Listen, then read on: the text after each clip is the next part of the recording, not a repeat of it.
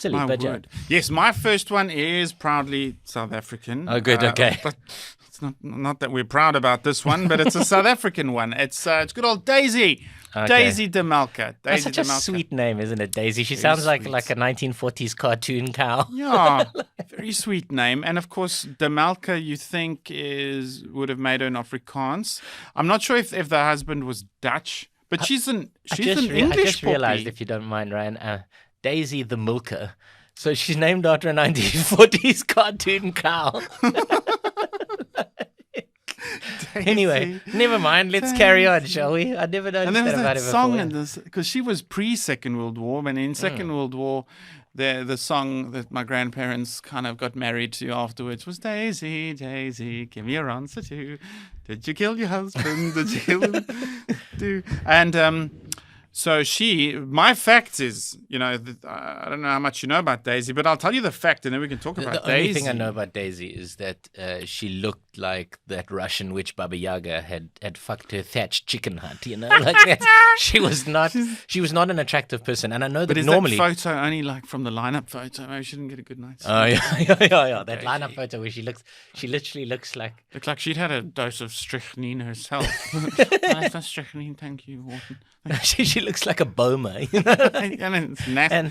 But listen, most people will judge us for judging her for the way that she looks. But I think it's fair. If you become a mass killer, gloves are off, I'm afraid. Absolutely. That's the way, yeah. Bonnie was quite hot, but He's a Bonnie and Clyde. but now. we'll get to that later. Okay, okay, all right. Okay, so the fact is, so she allegedly killed 2 husbands and a son.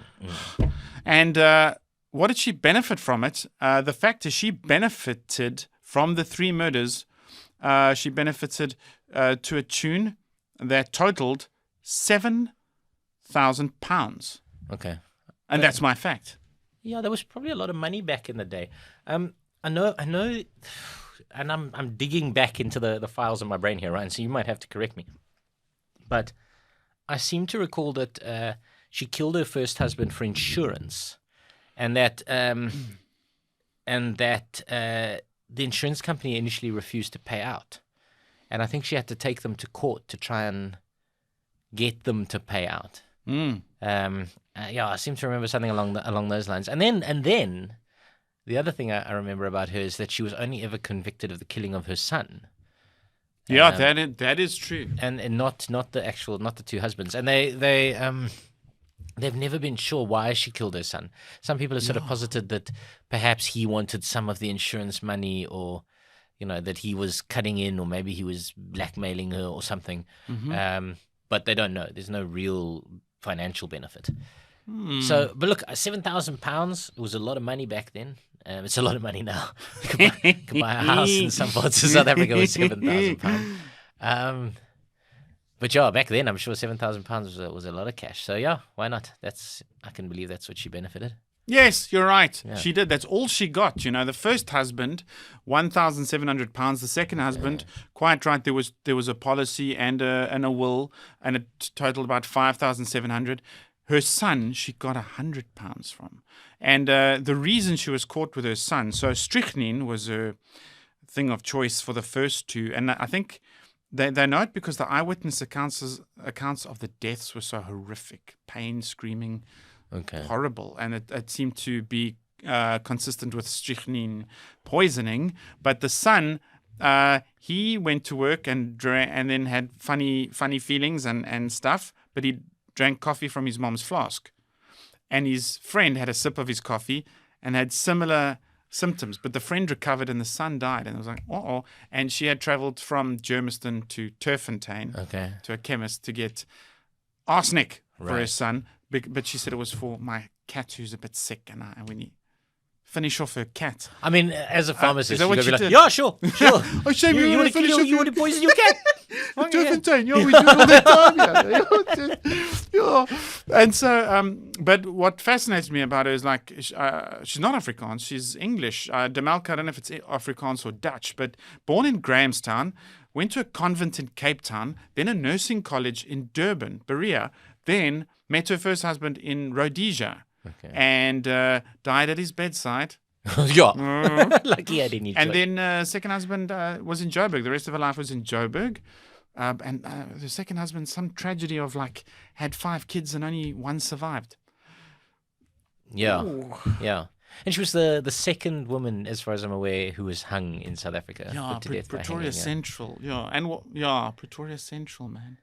I thought it was Constitution Hill because there's a Yeah. court there, but I think that's the site of South Africa's last hanging. Okay. That prison there, but Daisy de Melker, Pretoria Central.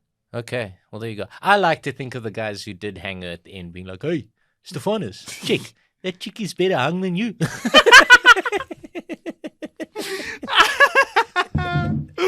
I gotta have a shout out to locally produced movies about hanging.